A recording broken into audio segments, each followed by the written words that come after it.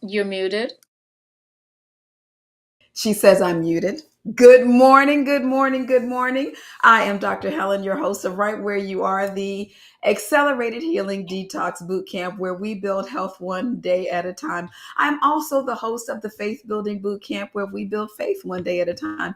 We meet every morning for that at 6 a.m. Central Time and every morning here at 8 a.m. Central Time. So we're so excited that you are out there.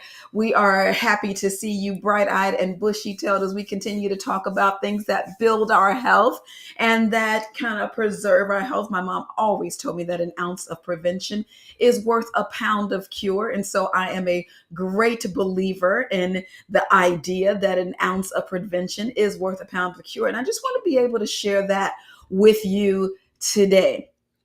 But first, my favorite husband. We're going to get 45 seconds on the clock for this one. It's called If You Really Need Me Now. Here we go.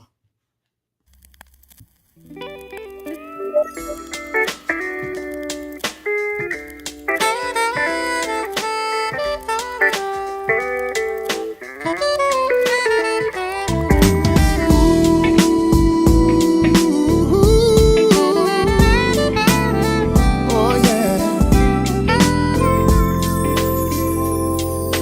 used to be so easy to ignore the pain and pretend it doesn't hurt much anymore. Now it's getting hard to hide the loneliness, even from yourself. But you can lean on me and be sure Come on, y'all, now. that if you Really need me, If you really need me now, that's what it is. If you really need me now, and I'll find a way to get to you somehow. Look at that. I love it. I love it. As we are on day 39 of our Accelerated Healing Detox Bootcamp, day 39. So I don't know if you're joining us on day one, day two, or day 39. But if you're joining us on day one, welcome. If you're joining us on day two, welcome back. And if you're joining us on day 39, look at you because you're still here. We are on day 39 of our Accelerated Healing Detox Bootcamp. And so we are wondering if you are still hanging in there. Are you still hanging in there? We are no longer accepting food pictures, but we did get some really great pictures. The last day that we shared them was yesterday. And so I'm so glad for all of you who did submit your beautiful foods out there. We are going to be starting the interval 5. So the interval 5, you will be on your own. We are just one more day into interval 4, which is where we have our 2 cooked meals, always adding a raw food before we start our cooked meals because we're getting digestion started and want to make sure things are moving through the system so that we can eliminate the waste as the waste needs to be eliminated. And you'll notice that you will have much better bowel movements if you do get those foods in first. And they kind of have like these enzymes in them that helps to kind of metabolize some of the proteins and fats and all those kinds of things. So you definitely want to make sure you get those in there first. I hope you are feeling strong.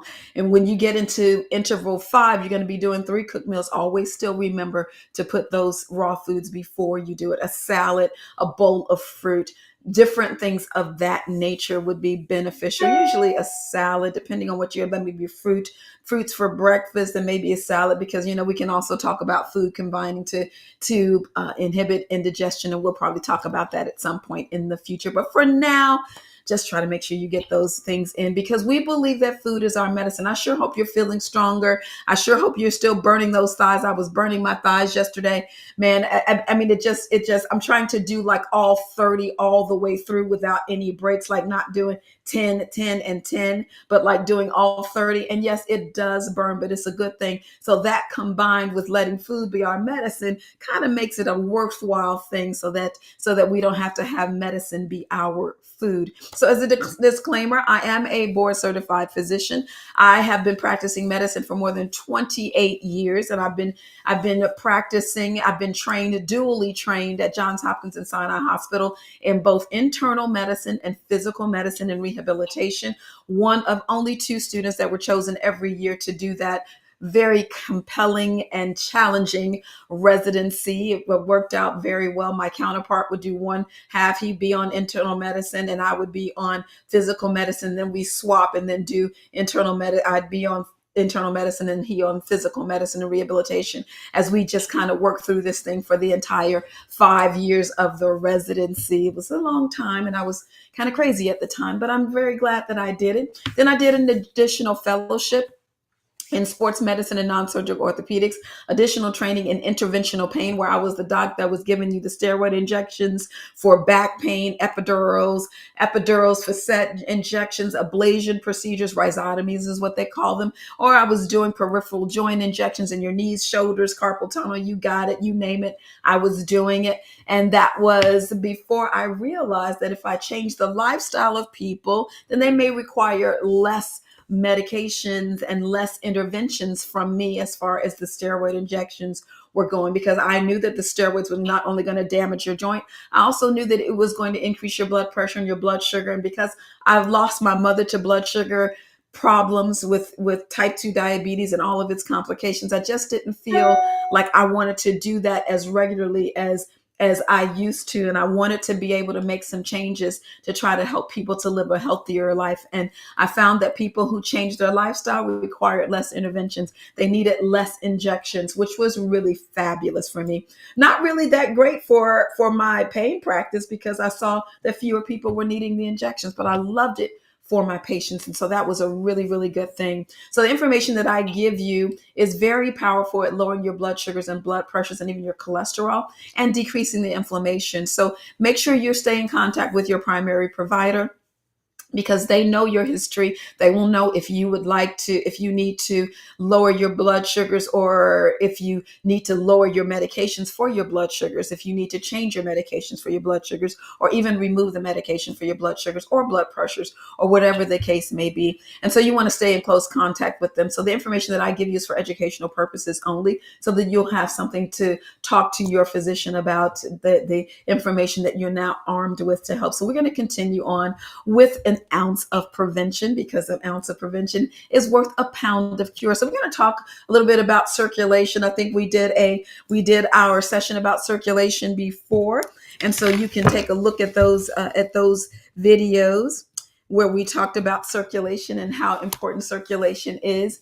And then what happens in a normal circulatory system, and then what happens with the standard American diet, the SAD diet, and what's happening on the inside abnormally. And then we're going to talk about oil types and what to use and all those kinds of things. I had to split this talk up into 2 sessions because it was going to get way too long. I know people have to go to work, so I'm trying to keep it down. So we split it up. And we'll talk about the specific oils on tomorrow. But today we're going to just kind of lay some foundational material for you to be able to ruminate on and to think about as we go throughout the day. So let's talk about the cardiovascular system.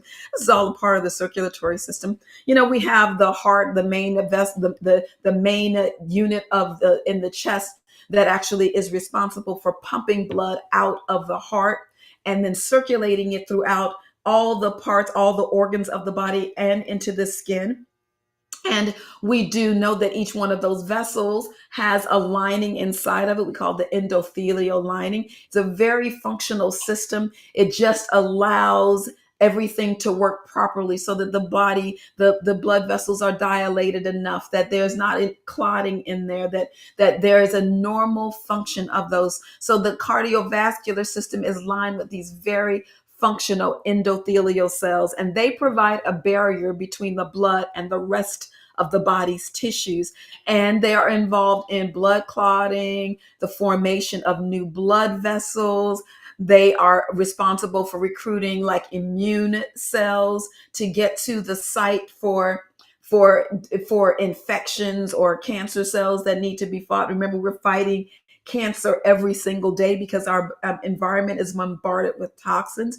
And so that blood circulatory system is responsible for allowing to recruit those immune cells to come in and say, hey, I've seen I know you're trying to cause me cancer. I'm going to beat you up. And so it brings these T killer cells in there. Or if it's an infection, it's like, you know what, I need to bring in some white blood cells. You know, just it has to bring in what's necessary. It has to happen in a blood system that allows the blood to flow so that our body can remain overall healthy. It is also responsible for producing something called nitric oxide. Now, you may have never heard of nitric oxide except if you've heard of Viagra.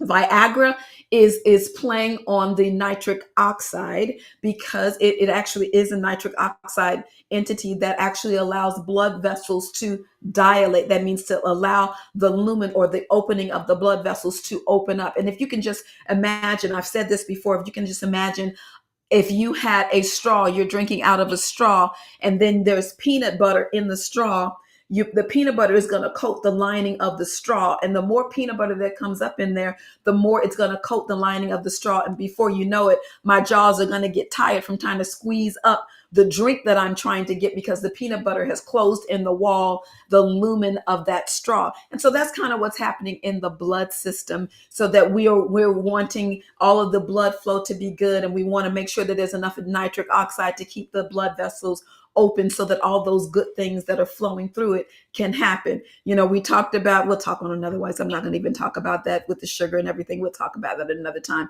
just to stay focused here. And so we are the entire cardiovascular system has these cells. That every part of it has this endothelial lining, and that is something we want to make sure we keep. Now, what happens when it's an abnormal process? Like, what happens when the endothelial cells are damaged in some way? Well, what tends to happen, this is the hallmark of vascular disease, cardiovascular disease, cerebrovascular disease. This is the hallmark of what's going on.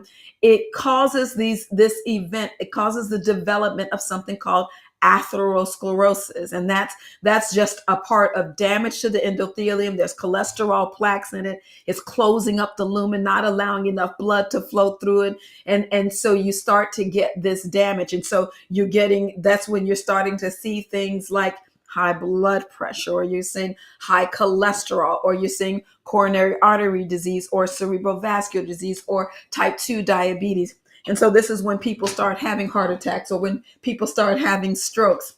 And so we want to make sure that we have our endothelium to be healthy and lined healthfully. That's a very important thing. There's a way to pretty much test this. It's a non-invasive test that allows you to see like what the endothelial lining is. It's called a flow mediated dilation, which uses like ultrasound. I'm sure you've heard of ultrasound before. It uses ultrasound, which is kind of like a sound waves, that it allows you to see, kind of gives a black and white picture of what's going on the inside of different parts of your body. But this in particular, for the flow mediated dilation, this uses the ultrasound to see what's going on in the flow. So we'll just put like something over the brachial artery, which is in your wrist, and then we'll use an ultrasound to kind of see if what kind of stresses you're experiencing. We'll put something in it and see if the blood vessels can actually dilate after that, to see if the endothelium is healthy enough to respond to the stimulus,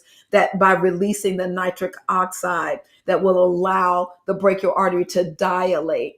Unhealthy cells, if the endothelium is not healthy, then it will not allow it to dilate, and you'll get like a black and white picture of that. That's what the ultrasound actually looks like when you see the next slide with the black and white kind of showing kind of what the blood vessels actually look like on the inside, and they see where the blood flow might cause damage to it. Now, the standard American diet, this is kind of what we do.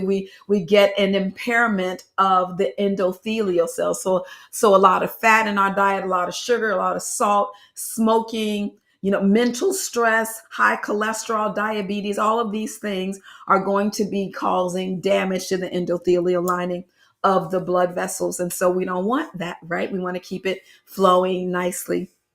And, I see people all the time where, they say to me, oh, no, I'm going to eat my such and such. I'm going to eat my whatever. And, it really doesn't hurt me. I'm really just here to just tell you what's happening. And so people are like, I've been doing fine. I've been eating like this all my life, and I'm doing just fine. And you are doing just fine until you're not. And so that is like one of the number one causes of death is sudden death. Like you don't get a warning, you just it's a sudden death. That's why they call it sudden, because it just happens without warning.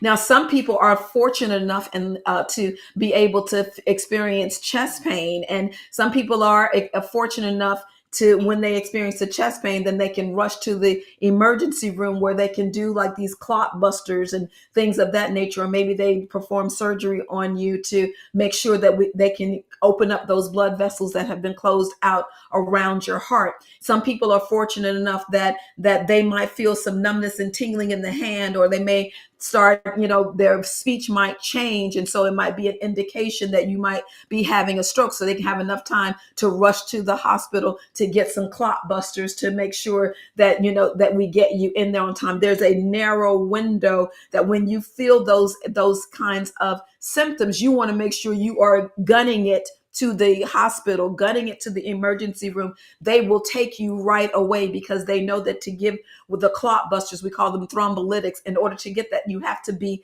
in a therapeutic window for it to work. So you are doing it. You might be eating whatever you want to now, and nothing has happened to you, and it may never happen to you, but there is a risk that it will happen to you, because you're normally good until you're not. Some people feel like, well, my grandfather ate whatever he wanted to. He lived to 95 years old. And that may be the case for you. But if you have high blood pressure, if you have diabetes, if you have high cholesterol, obesity, or any of the inflammatory conditions, you are not one of them. So no matter what happened to your grandfather, things are happening to us much younger than it used to our predecessors. And so you want to be very careful and cognizant of the fact that this may happen to you. Now, here's what's interesting is that all oils, both animal and plant oils, will worsen the endothelial lining. And so you look at your endothelial lining in the next slide, and you can see how a normal blood vessel looks like. See, it's nice and smooth, and blood flow is going right through it. You got the red blood cells. Incidentally, they're not tagged with little white pieces on there. That's a little bit of a nod to type 2 diabetes, or diabetes where you get like these white nodules on them. Those are sugar molecules attached to it, which is where the hemoglobin A1C comes from, because the blood vessels carry hemoglobin, right? And so the A1C means that there's these glycosylated sugars, or sugars, attached to these blood vessels. And so you can see in a normal situation that the blood vessels don't have those white things on them, that the blood vessels are going through very nicely, and they're going through a smooth wall. The opening of the blood vessel lining is open, it's dilated. That means the endothelial cells are working. The nitric oxide is being secreted to keep the blood vessels open. And so the blood is able to go through it very nicely. But if you look in the abnormal picture, where there is something going on with the endothelial lining, you'll see that golden, yellowish, blackish, fatty looks like cheese, right? That's because that's what cheese does to your blood vessels. But it looks like cheese inside of your blood vessels.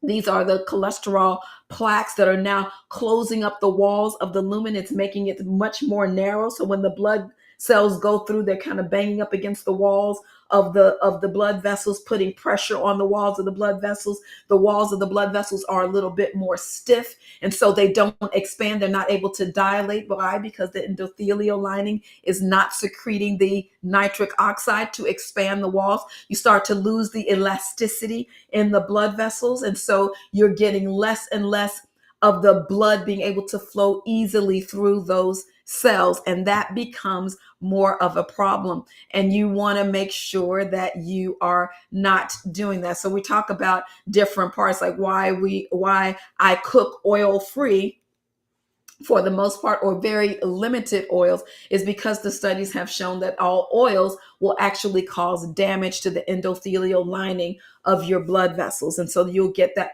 when your blood vessels get stiffer, then you're not able to get adequate blood flow. So what does that mean for you? That means that you may have problems with fighting infections, that you'll have problems fighting off cancer, that you'll have problems with blood clotting. So you might end up with a blood clot that may go to your brain, or blood clot that may go to your heart, or you might feel your blood is thicker, and so you might get a blood clot. You say, well, one of my legs is more swollen than the other leg, and so there's a possibility of a blood clot in your leg. And when that blood clot is in your leg, you're more likely to go to the heart. And I don't know if you've ever heard of a pulmonary embolus, but that can occur there because the blood is actually too thick. Incidentally, that's one of the side effects of cancer, is that it thickens your blood. But it's also a problem with any of the diseases, because these inflammatory diseases will definitely cause your blood to be thickened. And it doesn't matter how many medications you're on, you will require eventually, as your disease progresses, you will end up requiring to be on blood thinners. They may put you on an aspirin, because I want to be able to protect your heart. So you're going to take an aspirin every day to protect your heart. When you actually develop a clot in your leg, then we're going to go bigger. We're going to give you we're going to give you things like heparin, or we're going to give you things like Lovenox, which is a blood thinner. We're going to give you things like warfarin or Coumadin. We're going to give you these things to keep your blood running thinner, because we do know that this is happening in these blood vessels. And so we want to make sure we keep those blood vessels open. So many people argue that this is not a problem, that olive oil or any of the oils are problematic. But the scientific evidence clearly shows that even olive oil plays a role in both damaging the blood vessels as well as forming atherosclerotic plaques, which is really, really, like, oh my goodness. Causing less damage is still means like it's we're going to talk about each oil. Actually, we're going to talk about each oil tomorrow, but I just want you to know, just going to put a pin in it. Sometimes we see people and they're like, well, olive oil is healthy for you. And you'll see people like, well, drinking like a bottle of olive oil. Yeah, no, we're not going to do that. We want to use it in its place. We use it in specific situations, and so that we can decrease the amount of damage that is being caused through the endothelial lining of the blood vessels. That is really, really important. And so the Caldwell Esselstyn wrote a book called Prevent and Reverse Heart Disease. He's a board certified cardiologist, and he actually shows in his book how to prevent and reverse heart disease, that you can actually see like changes in the blood vessels when you start to change things. And you'll see like some really amazing pictures in there. His name is Caldwell Esselstyn.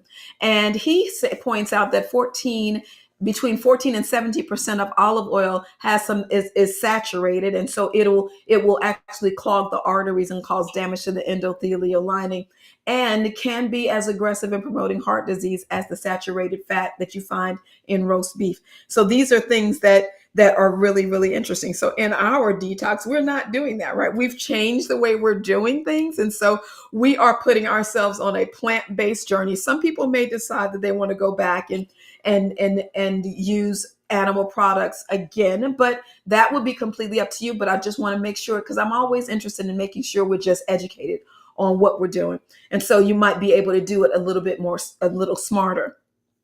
So we do know that keeping having amount of fruits and vegetables are really, really important, because I want somebody to put in the chat, why do we eat fruit and vegetables? I want you to put it in the chat, because we've now 39 days. You have got to know the answer to this. What are we putting in fruits and vegetables? Why do we consume fruits and vegetables? What property do they have that allows us to fight this thing? Anybody know?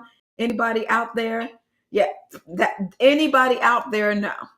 Anybody? I don't see any answers coming. I know y'all got to know this answer. We've been talking about it pretty much every single day in our Accelerated Healing Detox Bootcamp. We want to fight free radicals with what? We want to fight oxidative stress with what? What is that word, y'all? Come on now. All right, do I have to tell y'all? Come on. Anybody? Come on now. Y'all, come on now. Come on. Okay. All right. Well, I will tell you. Antioxidants. Fruits and vegetables have antioxidants. The antioxidants are the ones that fight free radicals. Free radicals are what leads to inflammation. Inflammation is what leads to disease. So what are we doing? We are using fruits and vegetables because it's going to what? Look at somebody wrote flavonoids. You better go, girl. I love that. Yes, yes. These are the things that are fighting free radicals. We are doing antis, right? We are anti inflammatory. We are antioxidants. We don't want those. We don't want oxidation. We don't want inflammation. We're trying to go anti to it. So fruits and vegetables are nourishing because they have antioxidants and they are anti-inflammatory. And so we know that inflammation leads to disease. We know that oxidation leads to inflammation. And so we are kind of going back and we're stopping these things from happening. Yes, it does also reduces blood cholesterol. Absolutely, because we don't want our blood vessels to look like that on the camera, right? So we are so excited that you guys are listening. I'm so excited. I feel like, yeah, it was all worth it. Thank you. Thank you. So we're trying to continue with as many fruits and vegetables. We are fighting with antioxidants. That is exactly what we're doing. And so when you look at when you look down the lumen, we talk about a Mediterranean diet. The Mediterranean diet actually incorporates olive oil and it incorporates lots of fruits and vegetables.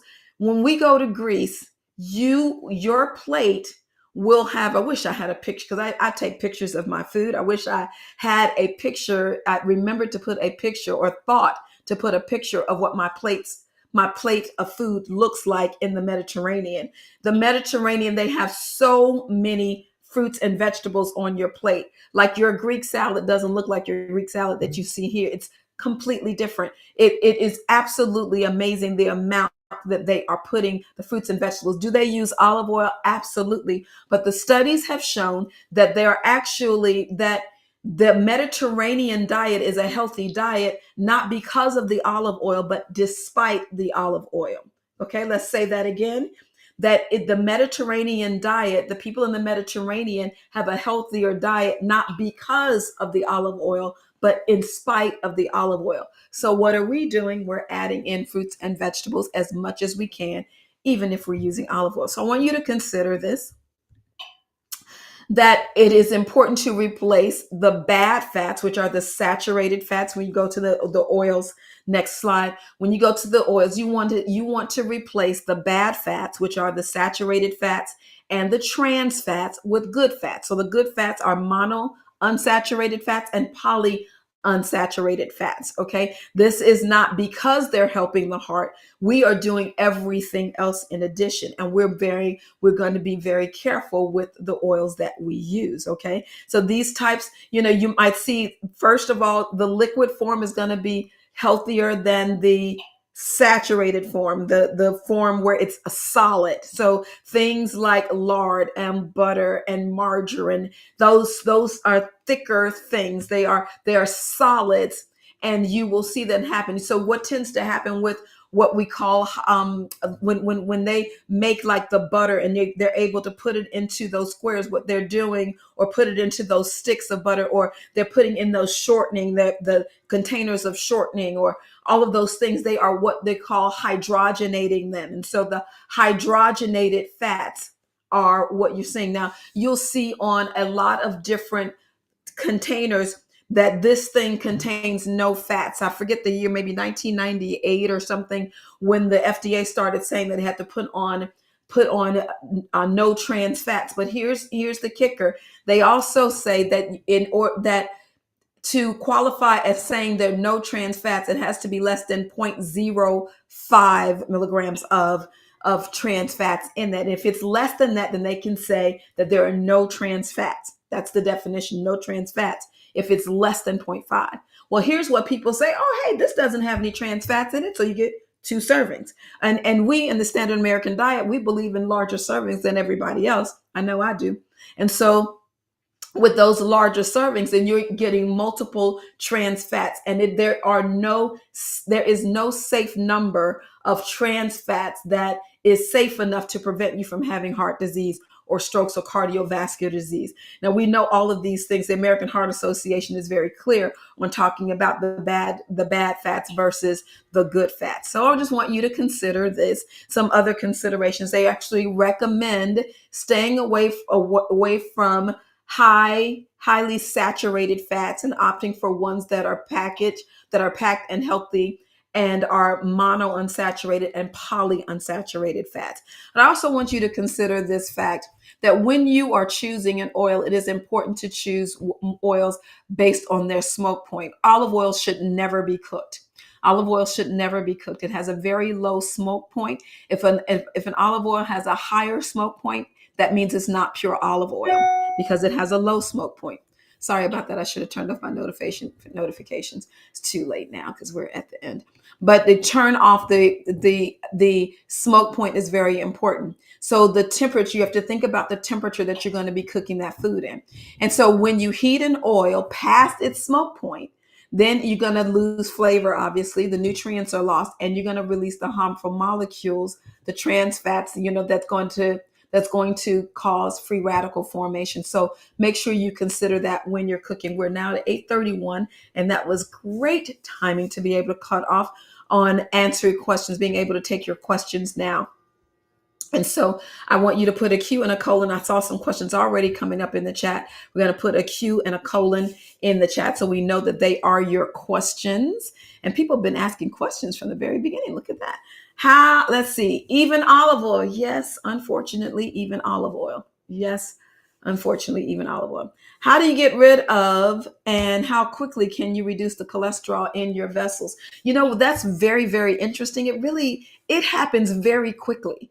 Like you will see, anybody who's participated in the Accelerated Healing Detox Bootcamp, it's like 2 weeks when you see changes. Like you start to see changes as early as 2 weeks.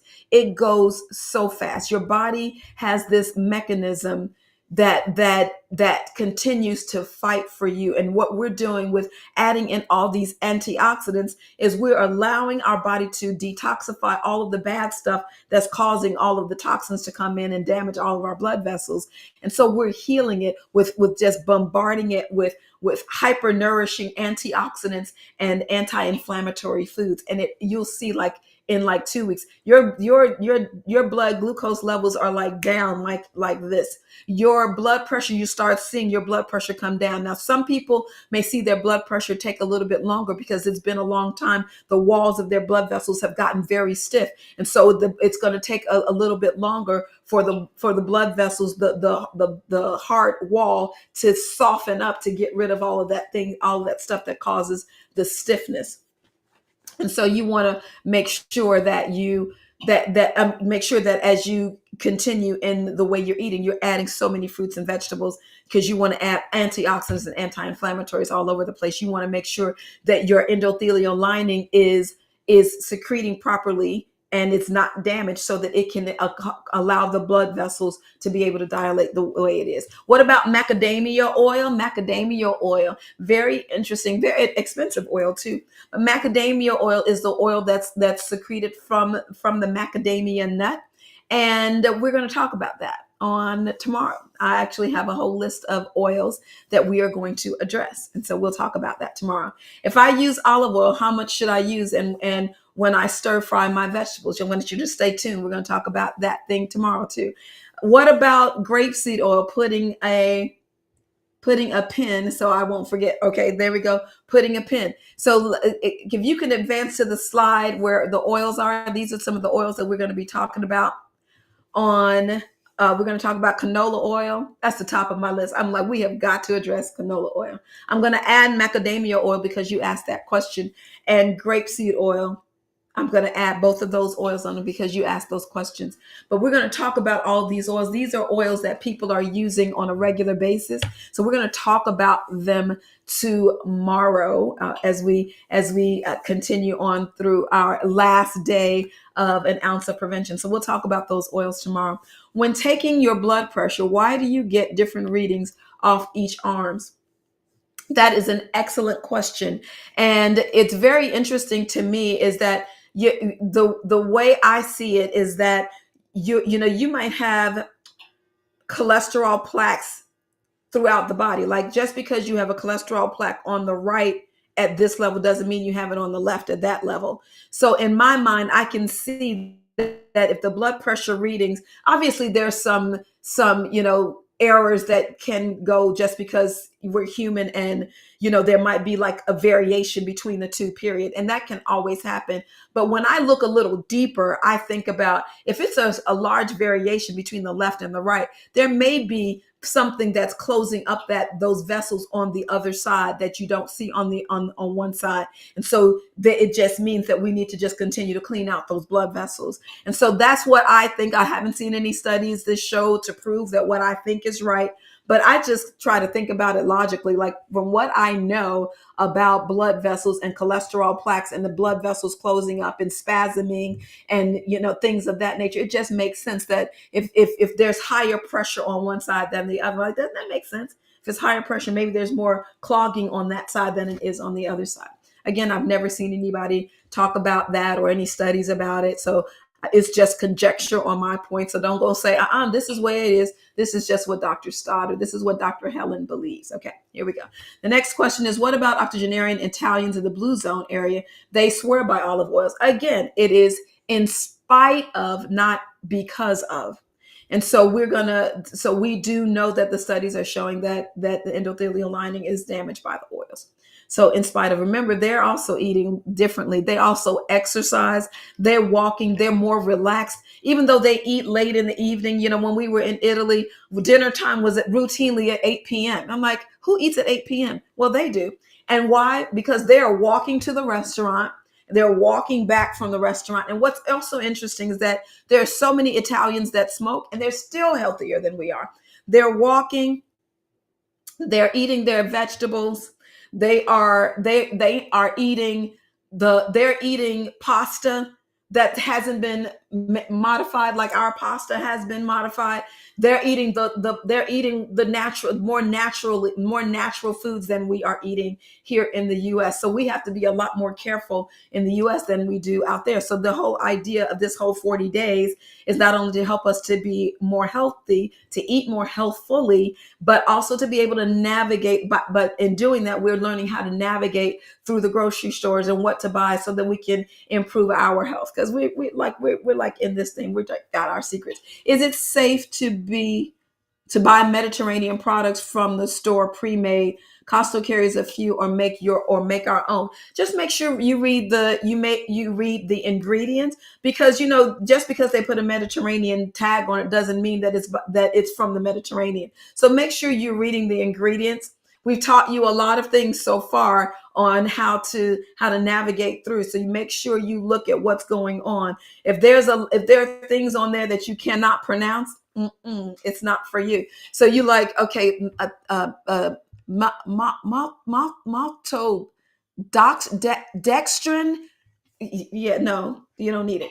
It's got what, like, if it's supposed to be, like, if I buy a bag of potato chips, it's going to have potatoes, olives, it's going to have potatoes, some oil, and some salt.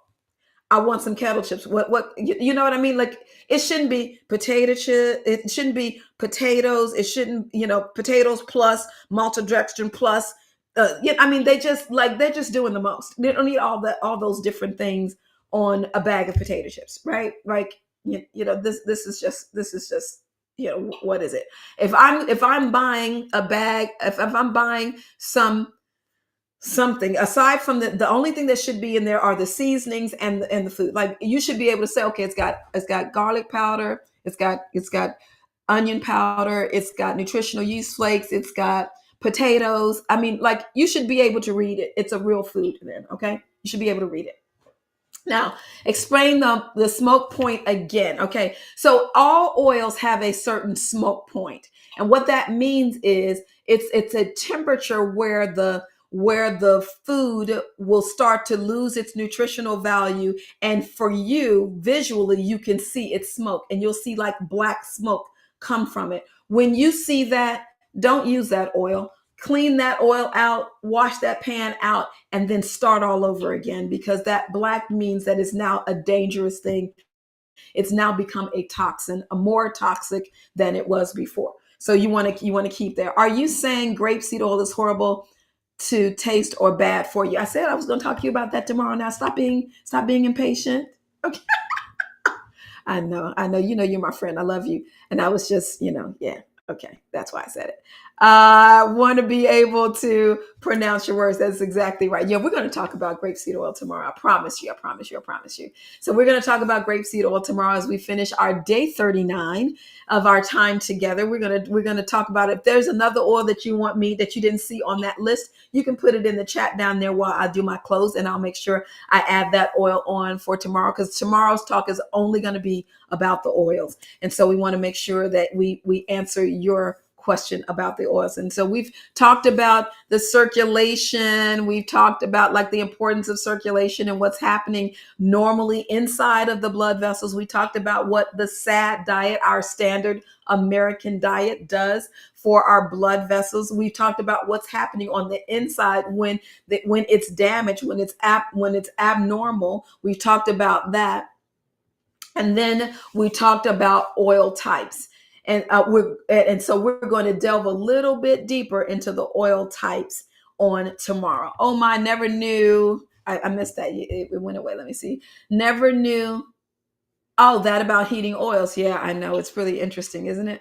Very interesting. And yeah, I see you, Teresa. You said you got to pull out your book so you can understand that. I get you. I get you. That I want you to make sure that you go back and look at this.